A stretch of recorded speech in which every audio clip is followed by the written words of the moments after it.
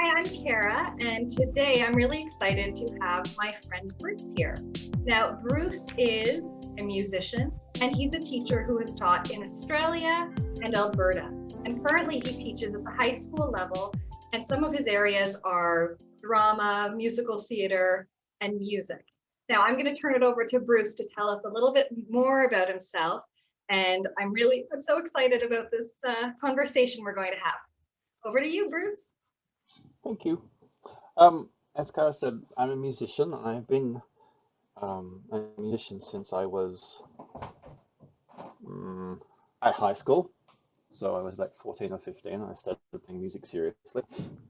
And other than a very short time as a computer programmer, music has been my life and my job. I also started teaching when I was quite young.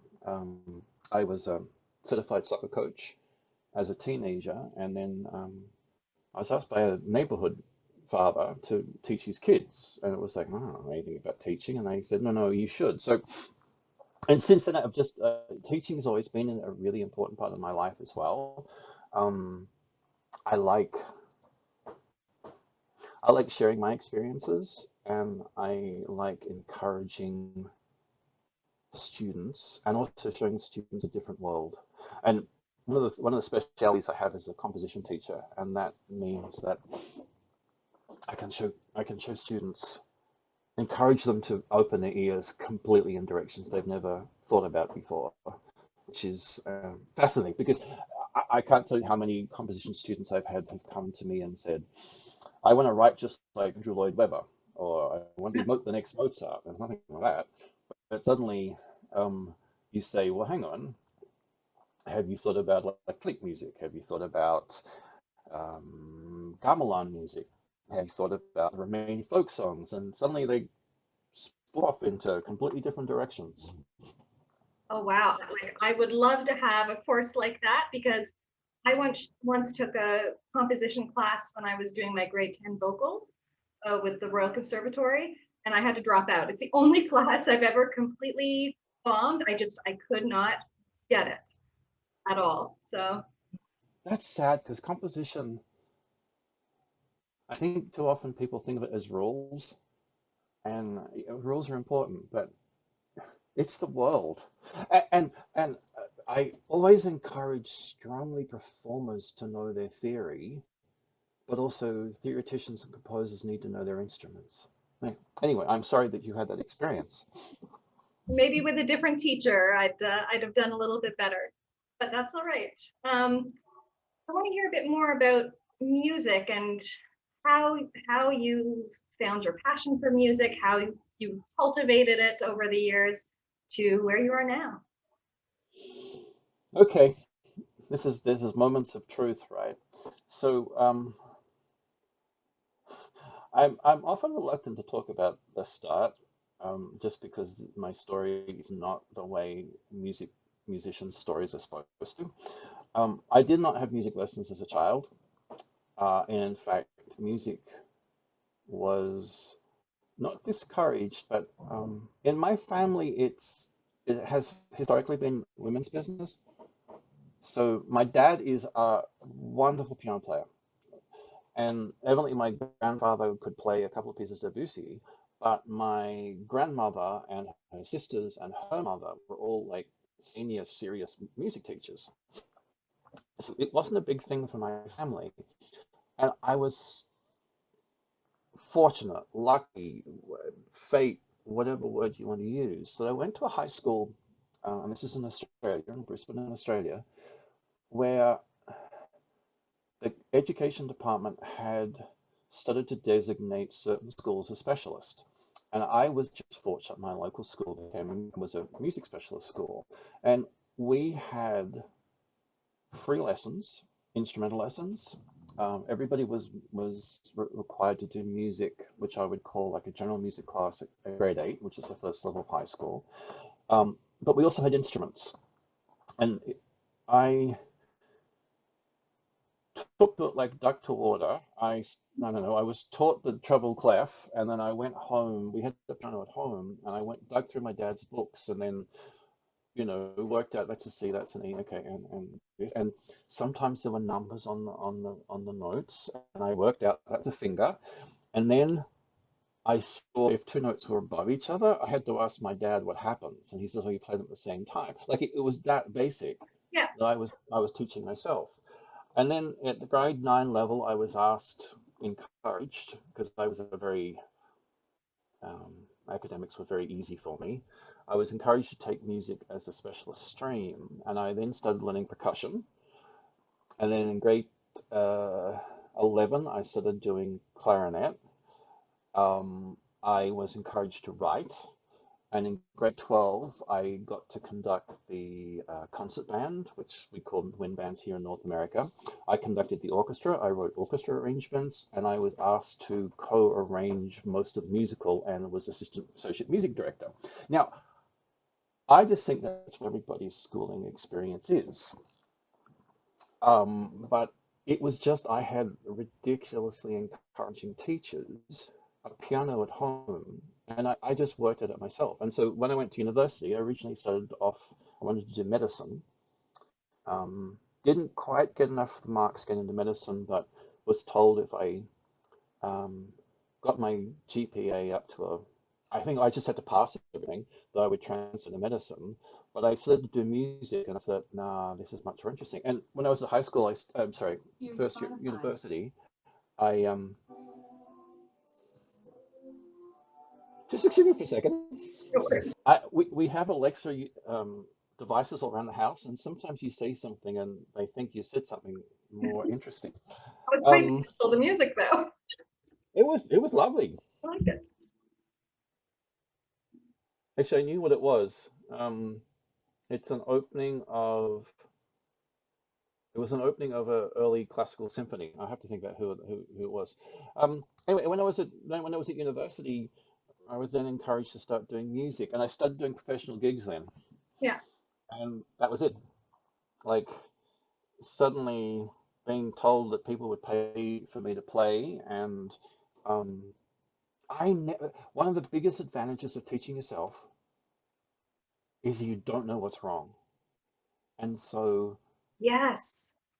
I was playing classical music, and I still, if you ask me to make a choice, it's classical music. That's kind of my aesthetic. But I was playing jazz. I went to a jazz workshop. I had a friend of mine who's a drummer. My best friend decided he'd play bass, and we had a jazz trio. We started playing professionally as a jazz trio, and I started to do a lot of session work. And one of my secrets is I've done a lot of session work with Australian bands in the early 80s. And no one told me you're not supposed to do that. I, Yeah. I did formal composition lessons, and I would be writing film music and classical music, but I was also writing jazz songs, and no one told me you weren't supposed to do that. Yeah. Um, and so that was the joy of not having the boxes. And it's kind of interesting. This is 30 years ago, 35 years ago, but I still see students. I'm going to be an opera singer. And I think, okay, you have a 5% chance of making a living as an opera singer. Why don't you be an opera singer and also learn to sing some jazz and do pedagogy so you can also be a vocal teacher, and like you can do a whole bunch of things and still have that passion to be an opera singer, but do other things as well. I don't understand the boxes. I You know really what? don't. I remember thinking when I was in university, um, I remember thinking like if everyone goes to the same schools and gets taught the same things, everyone will be sort of cookie cutter as an artist, whether it's a theater school major, musical major, you know, playwright, and how important it is just to learn however works for you. I don't know. And I have to say, like again, this is there's a lot of criticism about Australian culture, but one of the great advantages, especially of somebody going to university in the early 80s, because Australia went through its cultural renaissance in the 60s and 70s, is that most of my professors also had the same concept that you could be a piano major, but you also should learn to play harpsichord, and you should know how to play some jazz chords. And composition is really important, and doing theory is really important, and knowing history. But you're still a piano, like you could be a piano professor, but still have all those little interests. And fundamentally, almost all those professors, especially at the Queensland Conservatorium, were wonderful musicians, not boxing musicians. Mhm. That's great. Well, that encourages Yeah, well-roundedness too. yeah. Um, okay, switching gears, because I know we really wanted to get to talking about autism and representation in the media. Uh, and I mean, obviously, it's come a long way. When I was growing up and my brother was diagnosed, like there weren't representations other than, everyone will say Rain Man, right? Hmm. And now we have so many shows that have characters who are supposed to be autistic, often portrayed by neurotypical actors, but some are portrayed authentically. I'd love to hear from you about that. And are there any representations specifically that resonate with you? Well, just for some context, quickly, I'm late diagnosed, so I was only diagnosed 4 years ago, and I'm in my 50s. Um, one of the most important, one of the most important uh, um, um, stimuli, no, one of the most important things about me getting diagnosed was my recognition of how many traits I shared with Sheldon from Big Bang Theory.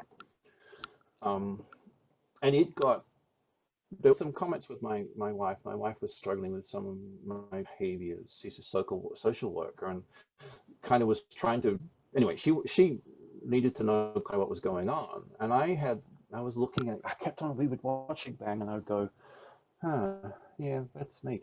The scene, there's a scene, if people don't know the show, there's a scene where Sheldon is so engrossed in his work that he turned up at a restaurant and he's writing and he suddenly just looks up and goes, how did we get to the Cheesecake Factory? Like he had no concept. It's like, okay, that's happened to me too many times for me to be comfortable sharing. Not a daily occurrence, but that often will happen to me. And then seeing certain characteristics and going, okay, yeah, yeah, and that his interests obviously in physics, mine's music, but blah blah blah blah blah. So even though he's not autistic, officially autistic, he's not defined as an autistic character. I know Jim Parsons talks about that's the way he played him, and it made me then go and look at different traits. Um, And like you, previously, my only experience to an autistic character was Dustin Hoffman and Rain Man. And it's interesting. I think I think that's a valid. I think it's a valid characterization of an autistic person, a very specific one. Yes, Um, and and singular. Yeah. and yes, yes, yes, yes, yes. And Dustin Hoffman, one has to admire his craft, and he is not somebody that would have done it on a surface level.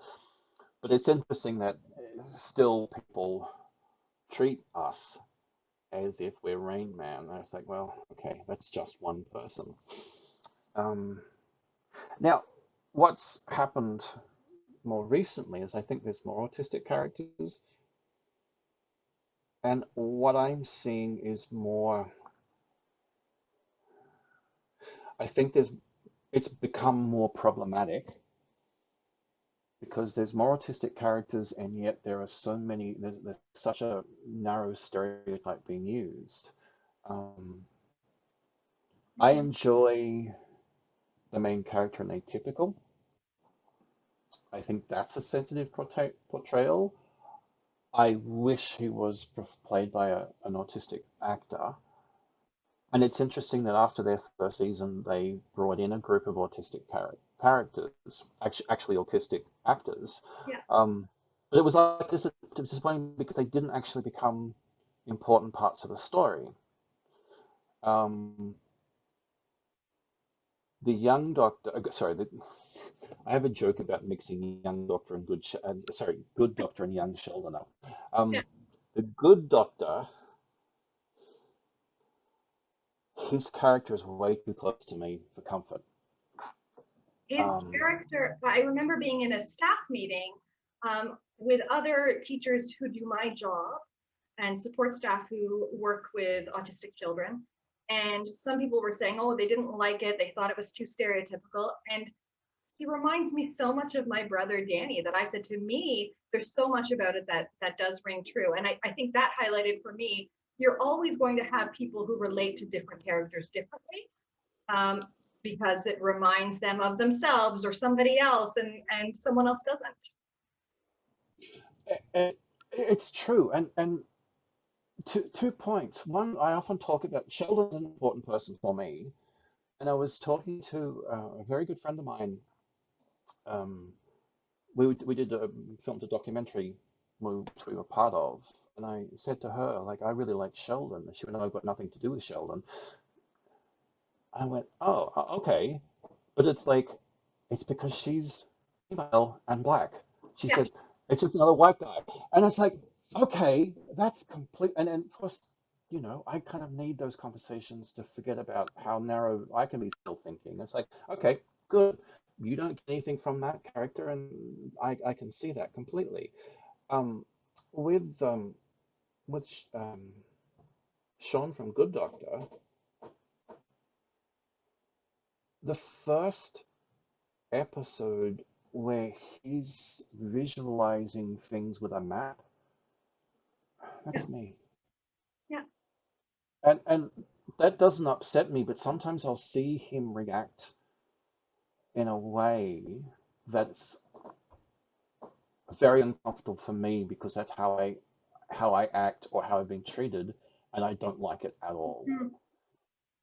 So I think that makes that character for me really, really good because it is showing some positive aspects of my personality, but also some of the things I struggle with. Um,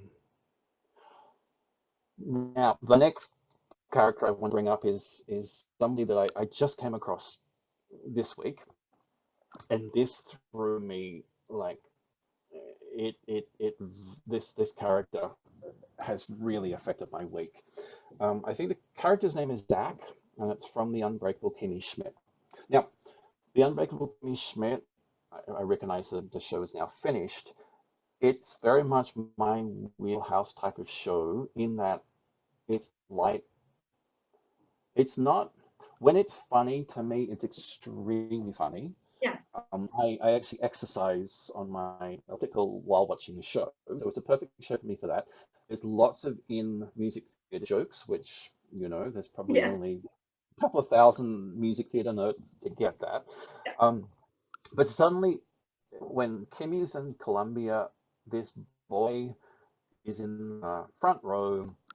They're talking about the trolley problem, and he said, "What trolley is it?" I went, "Oh, wow, that's an autistic question." Okay, Yeah. and it is an autistic question because very often people ask me a story like that, and I'll kind of want the more exact because I think it's important. But it's like, okay, fleeting. But kind of two scenes later, he comes in and then counts the people in the room, smiles, and then walks out. And I went, ah, wow, that took an autistic character. Yeah. And I'm now finding him really annoying because there's no depth. Yes. It's a neurotypical, sorry, it's a neurotypical actor, um, who obviously has been told these are the 4 or 5 things you need to do, but so much of his characterization is inauthentic. And then it's like those traits become almost a joke rather than, like you said, having some depth and seeing other aspects of him. And yeah. I want to make sure that people realize that having a character who's autistic and asking the question in the trolley problem, what the type of trolley, and sorry, am I assuming that everybody knows what the trolley problem is? Should You I know what? explain it? Why don't you explain it? I apologize because so the trolley problem is it's a philosophical thought problem. There's a trolley running down the street. The brakes have failed, and it can go either left or right. To the left is a number of people, 10 people, let's say. To the right is one person. And the problem is your thought process. Who do you choose? Which way do you choose for the trolley to go? Do you choose left and right? Of course, there's no answer. The whole problem is you can reflect a number of philosophical thought processes through this trolley problem. Now, it is funny, I think, for the general population, I think they can laugh at an autistic person asking what type of trolley is because it's irrelevant completely to the actual question, and it's fleeting. It doesn't, you know, people can laugh at some of our trolleys sometimes in context. I'm gonna be careful I'm saying this, but when it becomes the character is this is the only thing they do is to do these little simple things, it becomes quite problematic. And that's what is not. It's certainly not the case of the main character in Atypical. Um, and I think Sean in Good Doctor is showing some complexities and some differences. But the fight for me for this week was that threw me. It was a punch to my stomach. Mm-hmm. The fact that we still have these stereotypes in the media that are problematic, that aren't questioned enough. Mm-hmm. And I recognize that we as a society have problems with stereotypes. And it's funny, the more we try and talk that the world is diverse, the more often you see these stereotypes come up, and we see that the world is not as diverse as we would want it to be. I was involved in a show, and I don't want to say too much about the show, but it involved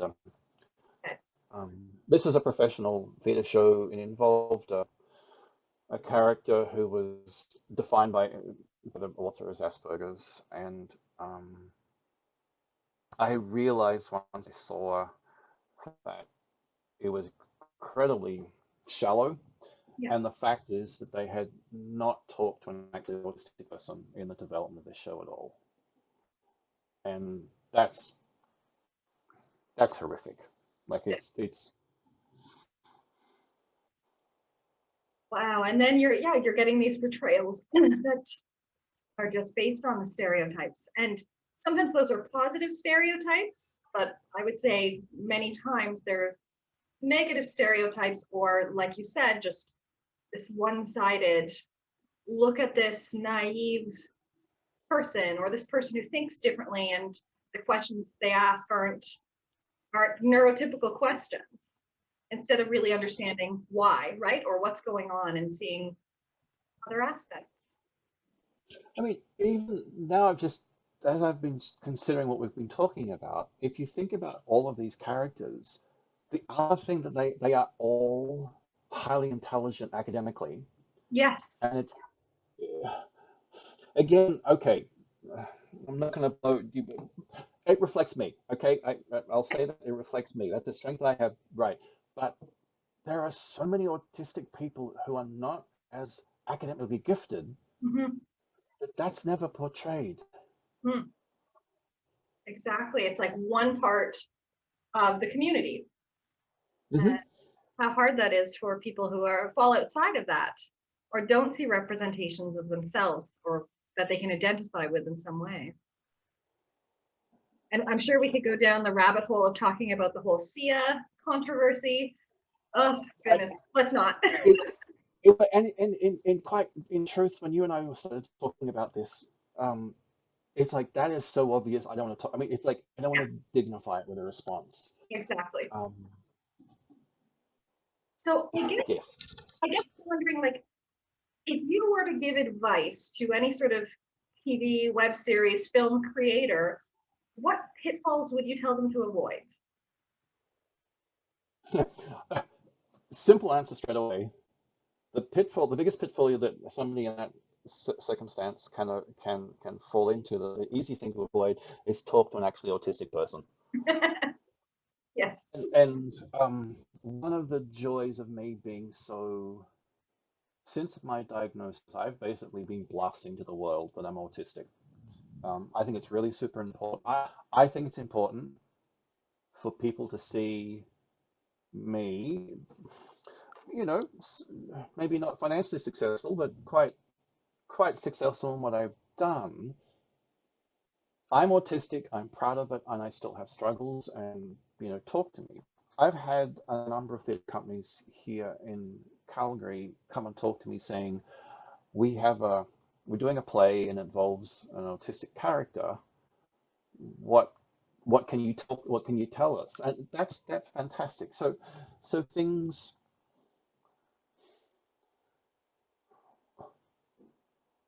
autistic STEM, and that's something you don't see enough, or it's made in a way that um, the stemming looks to me often portrayed as a medical problem rather than a social problem. Yes. My stemming is rocking. I don't Mhm. know if anybody can notice. So one of the things I said to especially the person that talked to me last about their theatre show, I said, you've got to allow the character to stem, but don't make anything about it. Yeah. It has to be seen as a natural part of their character.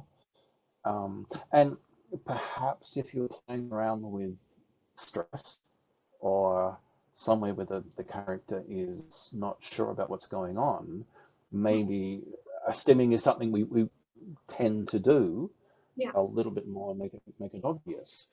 Um, the other thing would be to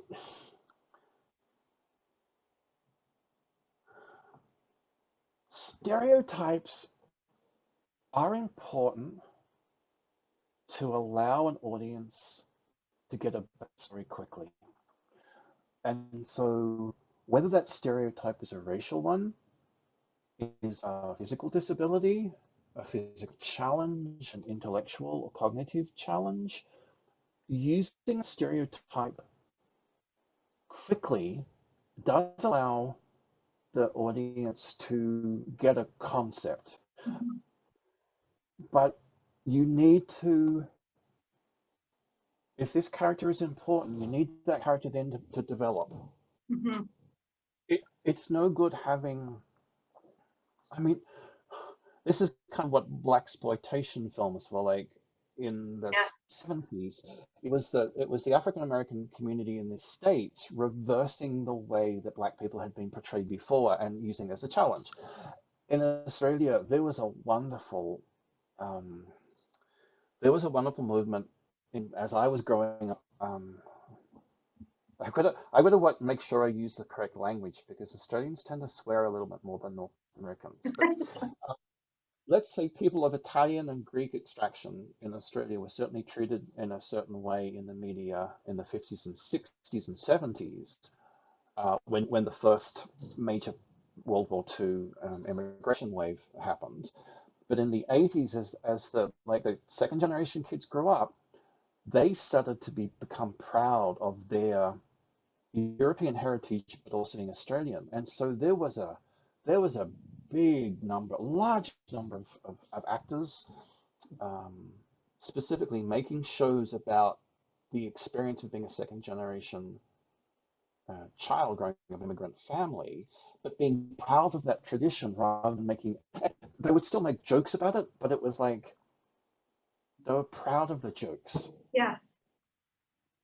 Sort of like Um, reclaiming them almost as. oh, definitely. Reclaiming is completely the right word. Um, I hope that we are starting the generation of autistic people, neurodiverse people in general, actually, to reclaim our culture. Mhm.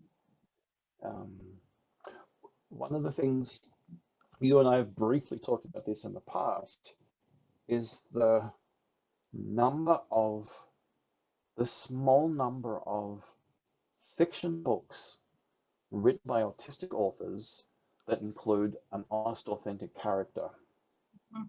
Too often we see in literature, and it happens obviously in visual media as well, where an autistic character has to mask all of the time. Yeah. All their characteristics are humorous rather than that is not our experience.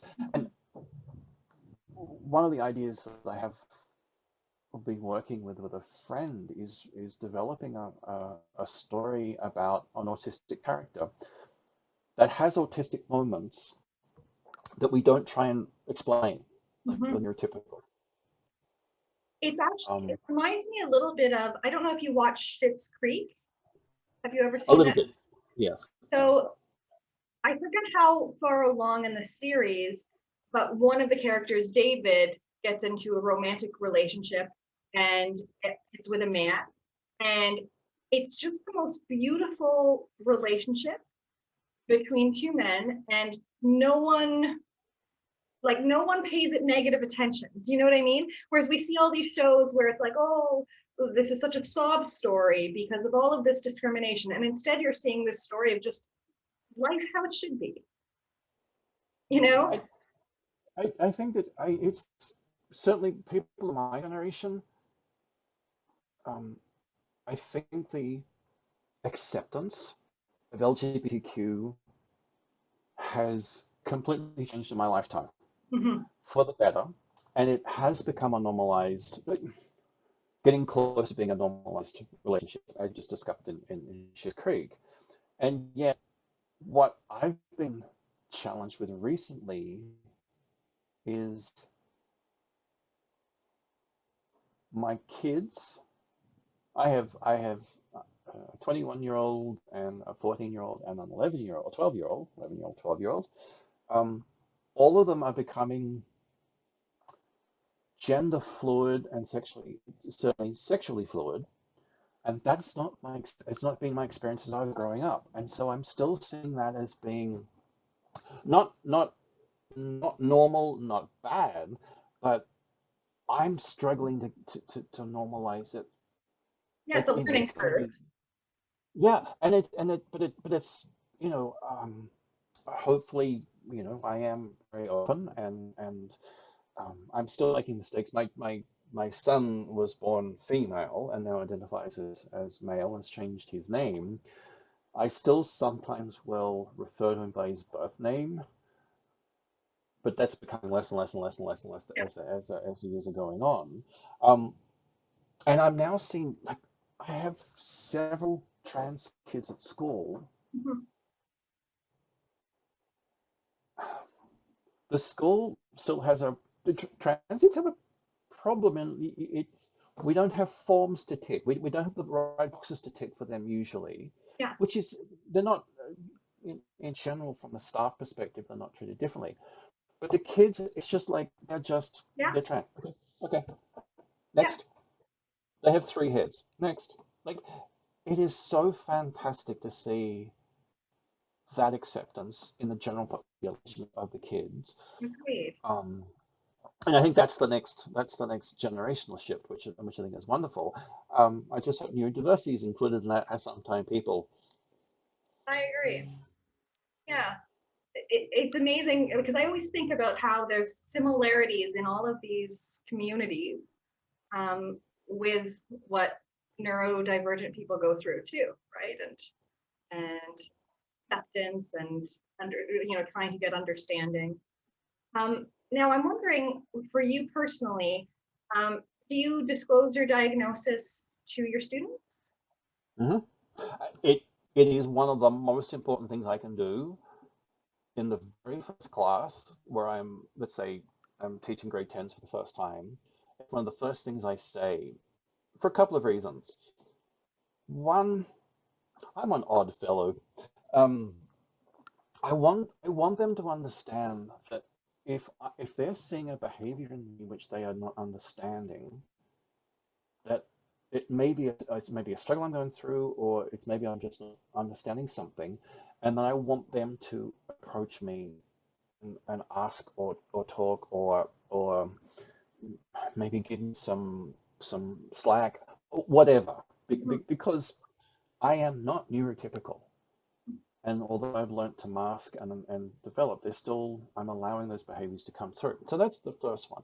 The second one, which is much more important, is to show any kid that has neurodiversity that here is a neurodiverse person teaching a class.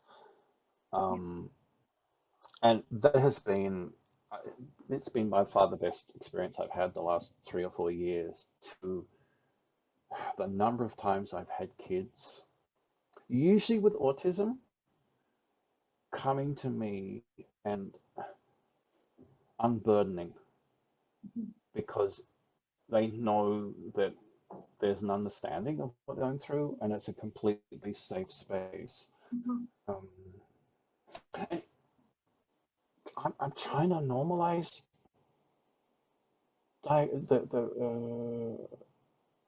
allowing my diagnosis to be public.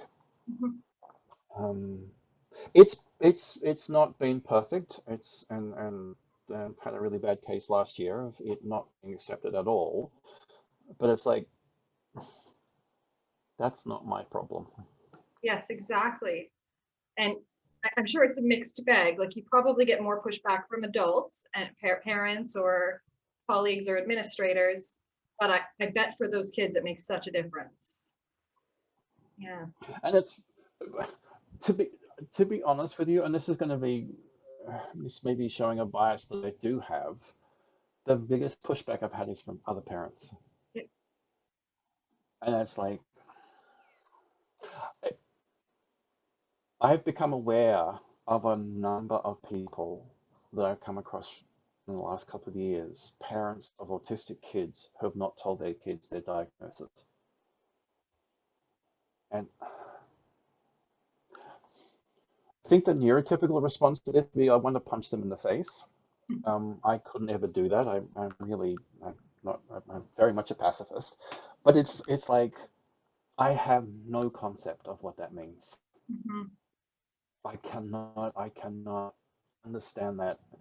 Look, I can understand a lot of things intellectually, Yes. um, but this is like, I just, it makes no sense to me whatsoever. Um, and it's funny, in some of the organizations I work with, I've been told to watch what I say about that because we need to make sure the parents are included. And my instinct is always, look, the autistic people are the only people I care about. I mean, the parents, yes, I recognize their struggles and yeah, but I'm only caring about the autistic people primarily. That sounded really, No, really I awful. know, I definitely understand that perspective. And um, for students to enter my program, one of the requirements is parents do tell their child about the diagnosis because I don't want to be the one telling them. And we talk about autism almost on a daily basis. Um, and so some already have. Now, these students usually enter my program, they're about 10, 11. Okay. Hmm. Um, so some parents have already done so. Some parents have not, and they're very worried about how the child will feel. They don't know much about autism sometimes. And I work with lots of different cultural backgrounds. So some just have no cultural Yeah. understanding of autism. Um, and so I have to do a lot of work with them about this is how you talk about it. And, here are some videos you can show, and here are some books you can read together. Uh, and so, like, I enjoy that part, helping families along. Um, and for some of them, it is like it's part of the journey, right? Where they are still coming to terms with this. They have in their minds all of these negative messages about what Mm. autism might mean. And I always sort of tell them it doesn't matter, like, if your child is autistic or not autistic, inevitably at some point in your relationship with your child, your expectations for them have to change because you have to follow how the child is developing, right? Like there's no way I did everything my parents wanted me to do. They had to adjust their plan for me too. And I think parents puts all their hopes and dreams into their children, and then just like autistic kids, when you have to adjust suddenly to something, it can be quite a shock. um, Yeah. and so, I always remind them, like, your child is still your child, and um, and your child will always make progress. There's no timeline on that progress. It may look different than peers, but the same could be said for a neurotypical child too. Hmm. You know, Hmm. we help them where they are, we move them forward. And when I talk to children about their diagnosis, they're relieved. They're relieved to know why certain things have been hard for them. Would that mirror your understanding of sharing Definitely, diagnosis? and I think not only my understanding, but late diagnosed adults, teenagers. I haven't heard I haven't heard a negative story yet. Sorry, 100% negative story. I I think again, it's something you and I talked about earlier, that there is a trauma response to the diagnosis, because it does mean your life has changed direction the way that you may have perceived it, or certainly society has perceived it. But the the benefits outweigh the negatives completely. And I think as we grow older, we're becoming more and more relaxed into it.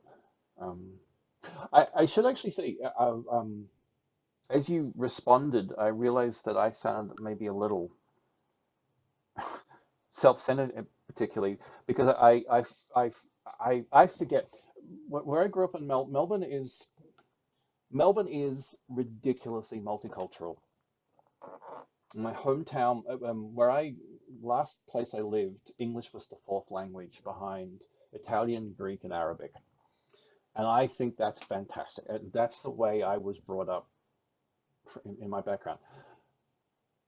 Funnily enough, Calgary is not so multi-ethnic, and it's funny when you started talking about, of course, cultural backgrounds. I kind of forget that I don't get to deal with the people from different cultures that have this really super negative thing about a lot of medical diagnoses, and I apologize. That actually I can understand somebody from several groups that I can think of that may be reluctant to talk about their children's diagnosis, and I apologize. I didn't mean to be that a I little don't bit think any insinuating. apology, no apologies needed. I completely understood your comments and where they came from, and yeah, we've got to focus on the child, not on parent feelings all the time. Um, and helping parents along that journey is something I enjoy being a part of, because sometimes just like how families talk about autism really affects how the child feels about themselves. I remember being in a meeting, and you're going to be horrified by the story, about 10 years ago. And the parent was saying, I just don't understand why he's so negative about his own diagnosis. And then several minutes later, she said, and his sisters are always saying to him, let's call him Johnny, Johnny, your autism is showing whenever he does something they don't like. And I had to really control my face, which I've gotten very good at in my I'm teaching not good career. at that. Yeah. I'm not good like normally, but if I'm in a meeting, I'm very like heightened awareness of keep my face neutral. And I said, I wonder if that is sending the wrong message. And I explained why, but I tried to do it in a gentle way. But it was very, very clear that if you're only associating autism with behaviors that you don't like, that is that is how he thinks about autism. So no wonder he is struggling with this acceptance of himself. So we got to nip that in the bud, you know. It, it's funny. Again, we talked about reclaiming the identity. Like, I do make self-referential, reflexive jokes about, oh, quite often I will say, look, I'm having an autistic day today, which to my family and friends means maybe I won't be as communicative as you would prefer, or maybe my behaviors are going to be a little bit less masked. And my wife and I very much joke about this as a thing, but it's me reclaiming the autism and understanding that again, there's aspects to a normal, a neurotypical society that is amusing as long as it doesn't become laughing at, but laughing with. And growing from. Like I take so much delight in my students and their observations of the world. And so often I go, that's an incredible way of thinking about it. And I'll laugh sometimes just because I'm so delighted. But I'll tell them, I'm delighted by that insight that you shared so that they know. But yeah, I think it's okay to do that when you are safe, feel safe with the people around you. And they also know your autism is other things. It's not just the things that are challenging for you, right? Um, Now, I'm wondering, for you personally, when you look back on your childhood, your adolescence, what do you think teachers and parents missed? Like, what's clearer for you now about yourself? Everything. It all, Um, and okay, the flippant answer is everything. The more serious answer is everything. One of the one of the absolute joys of the late diagnosis for me is seeing behaviors in the past and having reasons why they felt disturbing, bad, um, in my childhood. Um, I had strange friendships, and this one particular fellow who I've just, Facebook is wonderful. I'm connecting with a friend I hadn't talked to for 25 years. Um, he's a strange fellow as well, and we were very much part of a very small group, and I never felt part of the general school community except when it involved music. Um, and seeing that that was because of various social communication difficulties that I have is freeing from my thoughts of the past. yes. The other positive things is recognizing that without me knowing, I organized my entire life to put up with my social deficiencies. Um, I have my career in music has been organized so that I didn't have to do the 9 to 5, 5 days a week, that I didn't have to communicate socially with people for many hours in the day. That when I was in the main times I'm in a situation, I'm in control of how long it goes or what's going on. And of course, I don't realize that, but I mean, it's like we were talking about me not knowing there were boxes. Yeah. Me not knowing those boxes allowed me to be in a whole bunch of little boxes, which means I could share that time between, let's say 8 different activities, but it would be only an hour or 2 or 3 in each of them. Um, but then the hyper focus that I can be in when it gets to crunch time in a theater show and we're doing, a week. If you're not involved in professional theater, here's something shocking for you. The week before you actually see the cast for the first time, the cast and the crew have just gone through usually at least 5 days, usually 8 days of 14 hours a day in that theater, and nobody wants to see each other. Yes. It is ridiculously intense. I don't. I could just. I could hyper focus the whole way because there was things I had to concentrate on. Um, but it didn't bother me, and I never had the stress that other performers had during that time because of my autism, superpowers, or of course the positive aspects of my autism. So seeing that as a younger person, it was good. Um, I struggled with relationships though, like especially what do we call them, romantic relationships. Um, I had no idea, and in fact, when in my first marriage, my first wife would often tell me, "You see that woman was really interested in you." It's like, no. Yeah. And it would be like, "How did you tell?" And it just got, I'm so oblivious to it, and I don't understand, and the fact that I have had relationships at all is amazing. Yeah.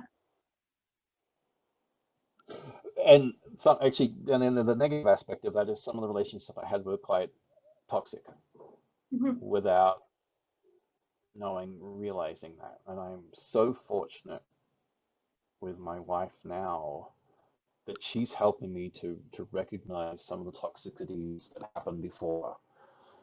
Um, but and here's the honest truth. I don't know if something happened to, if I had to get into another relationship now, I don't know if I could see if it was going to be toxic or not. Mhm. I need a sounding board. Yes. Wow. And it's so important to have those people in your life that can be your sounding board. Yeah. Yeah, and see, so now I'm feeling a little. This is side of this is a I think the trauma response is coming to me. I'm now sort of feeling quite sad about, maybe the first 40 years of my life. Yeah. Um, how many times I had toxic relationships, how many times, and I'm not talking just also romantic ones. I'm talking about like musical partnerships, and um, there's been times that I have been taken advantage of Hmm. a lot.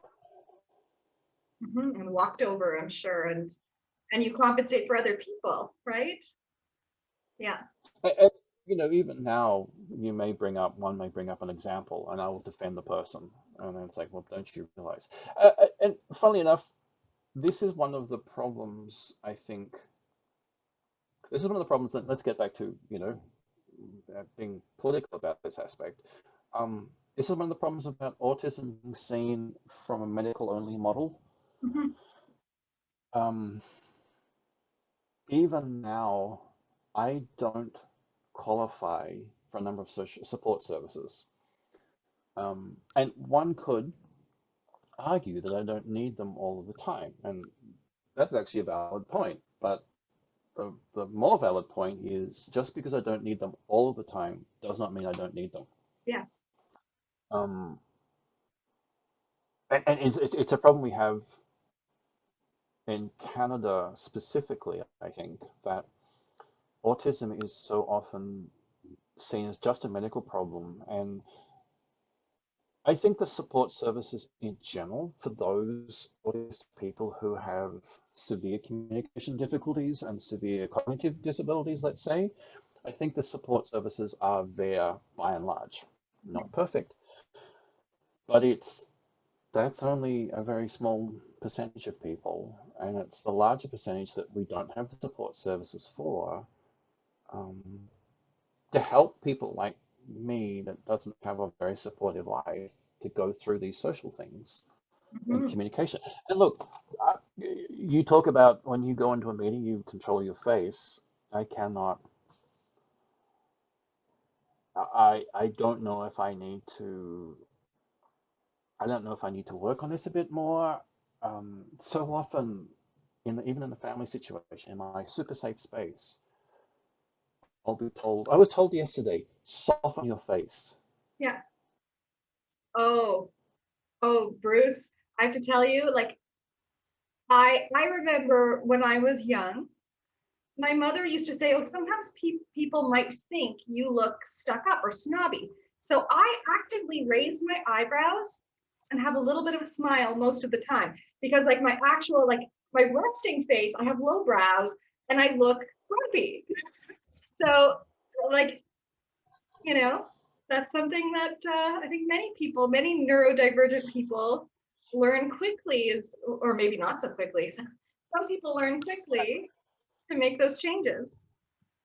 And look, I mean, it's amusing and horrifying and sad and funny and all those Whole the gamut of response to any emotions. of it.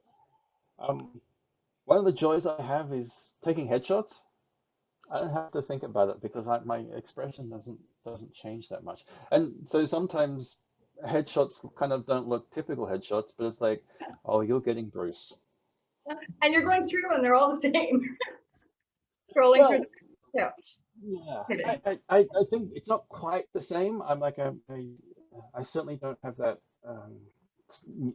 stereotypical blank expression, but it's also like it's funny when you said raised your eyebrows and was a smile. It's like internally I'm going, no, I can't. Well, I've had more Like, practice, Bruce. So now thinking about your childhood and school experiences, what could teachers have done differently? What advice do you have for teachers and parents? oh, what advice I have for teachers? Like I can see in yours and my future a joint workshop on what teachers can do for the high school students in the performing arts. I'd love Um, that.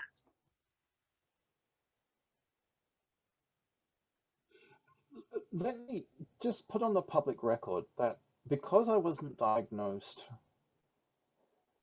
at school, my school experience by and large was extremely positive. I had great teachers. I had some terrible teachers, but in by and large, the teachers were teachers, and teachers are wonderful people, and teachers tend to be usually non-judgmental and very flexible and things like that. Um, Having taught myself for 30 years, there's a whole bunch of things I can see. Mhm. And I think one of the most important is the knowledge of people's differences and an acceptance of those differences. And in one respect, the acceptance of the differences makes the whole teaching experience much more positive for everybody. Yeah. Um, Teachers tend to some teachers still tend to be taught in a box, and there's one way of doing something. And having more diverse students in a classroom forces a teacher to think about how they are delivering the content, how they are reacting. You know what? By and large, teachers are handling how they react emotionally pretty well. Teachers are Mhm. quite sympathetic. I think it's the content delivery which is the important thing here. And so it's the mixing up delivery systems, not having just one way of presenting, being aware that we're moving towards computers being on every kid's desk, and I am Mr. Tech Savvy. I buy Apple products version 1. I Yeah. am very comfortable with technology. I think technology is an absolutely wonderful thing, but you cannot expect kids to sit and stare at a computer for 6 days in a classroom. You can't expect kids to sit in front of a computer for 1 hour in a classroom. That is just not the way. That's not good. It needs to be blended. Um, and when you talk about blending, you need to recognize that every kid will respond to that blended system in a different way, and we need to make allowances for those differences and how they're responding. I am so fortunate to have had ex extensive teaching experience with ever having to do 9 to 5 classroom. You know, because it's never been my primary job, I've always been able to come in and out, see problems, Yeah. work intensively with the teachers, but then also have 2 neurodiverse kids and seeing how they are struggling and seeing some solutions for them, which is so obvious, seeing some solutions from them that I get from books. I don't know, let's say The Autism Lens by Karen Hyman, because that's a great book. Hey. Um, and quite seriously, I have um, um, you and I have talked about Duke a little bit, and I do appreciate so much going through. When I see a problem with what my kids are going through, I'll go back and look at some of the examples that you have used, some teaching helps, and thinking, yeah, this is great. This will work completely for Kaylee or Colin, my kids. That blah blah blah blah blah. That sort of resources is really important. Teachers need to be looking at those resources, and not. We're going to stop having a single PD session, Yes. like because you and I are obviously going to be concentrated on autistic experiences or neurodiverse experiences in a little broader sense, but we are leaving out so many people in even what we're talking about. Mhm. Um, the number of kids from non-English speaking backgrounds. Yes. Um, example, just one of the teachers I co-teach has a student who just come from, I think it was the young girl was from Syria, plopped into a philosophy class, I think it was, a grade 10 level, and she just realized that this kid wasn't interacting. It's like, okay, this is a new environment for them. The child could not read English, Yeah. Wow. and her communication was difficult. And great, fantastic, good. That's a stepping stone. But my colleague had no experience in speaking Arabic. Literally got Google Translate and started to type in some words, and there was just a little bit of communication started. But it's like, how can you expect an integrated classroom to have kids that can't speak your primary language? Yes.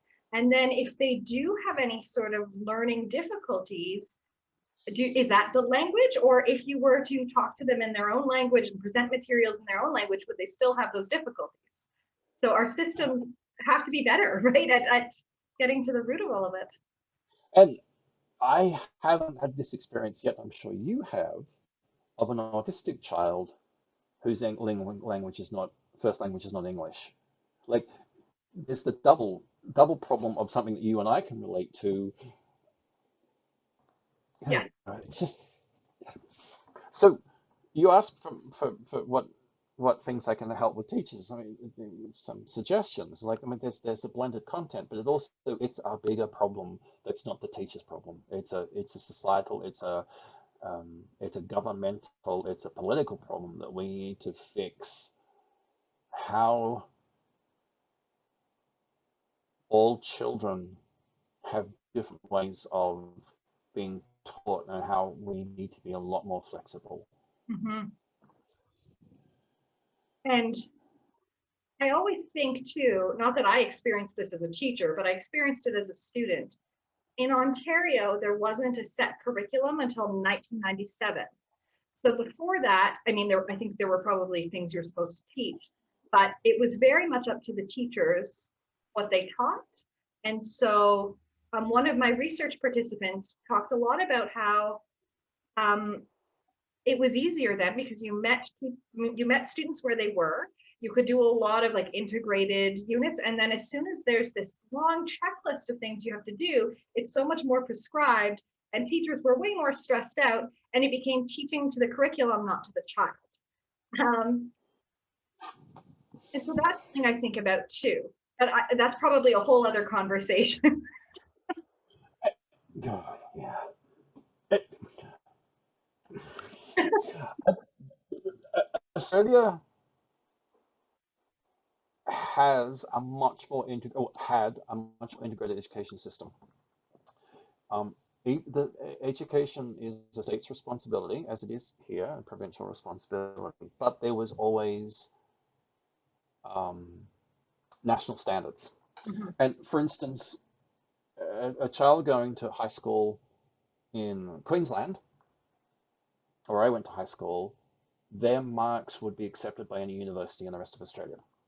And it was basically 100% transferable. There were some differences with math that you didn't do enough, let's say, calculus or whatever. But the differences were relatively easy to fix.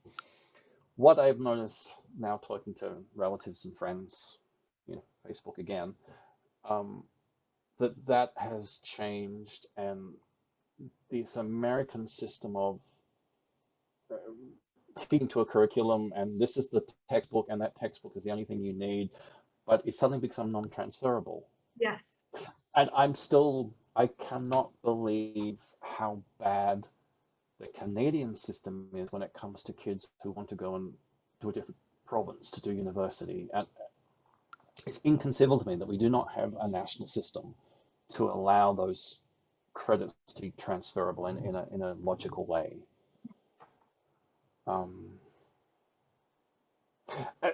However, saying that, the thought of not having a curricula to teach, I can see it being so advantageous, but also so not advantageous for many teachers. Yes, that's true. That's true. Some would definitely need more direction than others, and help finding those creative ways to differentiate. And I wish someone would go through all the curricula and present different ways to make those expectations come to life, better than the documents that we have. Yeah, I, times. I, I, one of the I did do some tertiary teaching in Australia. Tertiary is the word that the rest of the world uses but doesn't use in North America. Tertiary means college or university, Mm-hmm. the third level of education. Sorry, I say that limit because it's like people look at me, what's tertiary? Yes. Primary, secondary, tertiary, Yeah. elementary, high school. Anyway, um, and we were talked about like the concept of blended delivery systems was taught in the early 80s Mm-hmm. as being an important way of teaching and how necessary, and it became mandatory. I shouldn't say mandatory, but almost all university courses, University of Melbourne especially, were that you were required to have different ways of delivering content, and certainly different ways of um, marking. So not completely, let's say, an essay, 100% essay at the end, or a 3-hour exam at the end. The fact that we're still talking about this 30 years later as being this new thing is pretty sad. Mm-hmm. So it's getting better for sure. Like certainly in the last decade that I've been teaching, um, so many more teachers know how to differentiate, and they're coming into the profession having gotten exposure to that in their teachers education courses. And so I'm seeing so many positive changes. So I'm very hopeful for the future. But your point is the precise problem we have is that it's not in the curricula. So yes, I agree that I'm sure that at Teachers College that people are taught about different learning styles and things, and 100% of the teachers I know can tell me, oh yeah, I know blah blah blah, this teaching style. But if the curricula is not encouraging that or forcing it or making it a priority, that becomes a Making it problem. clear. Yeah, because it's And intuitive for some people and it's not intuitive for others. And so making it as clear as possible for teachers too, right? Different learning styles of teachers, you know? and seeing that, a very, very, very close friend of mine is at the moment working for the Education Alberta here, rewriting a curriculum. And I won't say what it is yet because it's still not public, but um, the curricula up until this rewrite still talked about the resources, including film strips and records that they should buy. This is always performing arts one. Yeah. And it's like, film strip? And this curricula, I think, was written in the 80s. Yeah, And oh boy. exactly. Any last words of wisdom? It's okay if you don't have any though. Um, not really. It's just embrace neurodiversity. I, I'm sure everybody who listens to you is embracing neurodiversity. So it's preaching to the choir to quote that old. I don't think I have a wide audience, but that's okay. And Bruce, I just want to thank you so much for this wonderful conversation. We certainly talked about a lot, and I hope we have more conversations in the future. Enjoy your weekend.